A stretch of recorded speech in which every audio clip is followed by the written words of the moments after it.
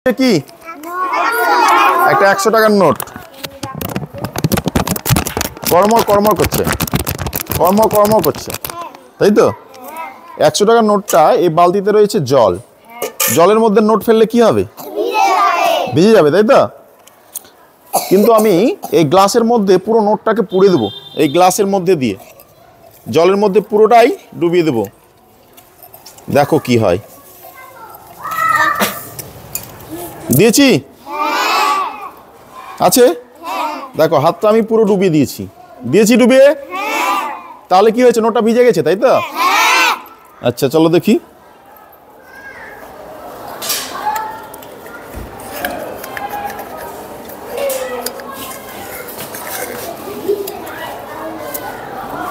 ভিজেছে? এখনো কর্মরে আছে। ভিজলো না কেন কেউ বলতে পারবে? কিসের জন্য? হাওয়ার জন্য। মানে এই গ্লাসটা যখন আমি এর মধ্যে ডুবাই তখন এই গ্লাসের ভিতরে কি ছিল? বাতাস ছিল, বাতাস, বায়ু। এই বায়ু, আর আমরা জানি কি সব কিছুর জন্য কি দরকার? জায়গা দরকার।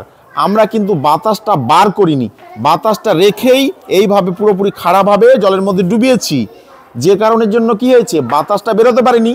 বাতাসটা যদি বেরোতে না পারে তাহলে ওই জায়গা, বাতাসের জায়গাটা তো দখল করতে পারবে না। বাতাসকে সরতে হবে বা বেরিয়ে যেতে হবে, তবে ওখানে জলটা প্রবেশ করতে পারবে গ্লাসের মধ্যে। কিন্তু আমরা তো বাতাসকে বার করছি না, পুরোপুরি এভাবে ডুবিয়ে দিচ্ছি। তাহলে কি থাকছে গ্লাসের মধ্যে? কি থাকছে? বায়ু থাকছে। যদি ছেড়ে দিই তাহলে এই উঠে যাবে। তাহলে এই যে দেখো, এবার যদি আমরা কাত করে এইভাবে বাতাসটা বের করছি, বাতাসটা বেরিয়ে গেল, গ্লাসটা ডুবে গেল। গ্লাসের মধ্যে যে জায়গাটা সেটা কিসে? জলে এবার দখল করে নিল বাতাসটা বেরিয়ে যাওয়ার জন্য। সুতরাং বাতাস ছিল, সে কারণের জন্য নোটটা কি হয়নি? ভিজেনি। মানে ওর মধ্যে জল প্রবেশ করতে পারেনি, বা বায়ুর জায়গাটা জলে নিতে পারেনি, তার জন্য নোটটাও ভেজেনি। বুঝতে পেরেছ? ভালো লেগেছে এক্সপেরিমেন্ট? তাহলে দাও তালি। গুড, চলো বন্ধ করো।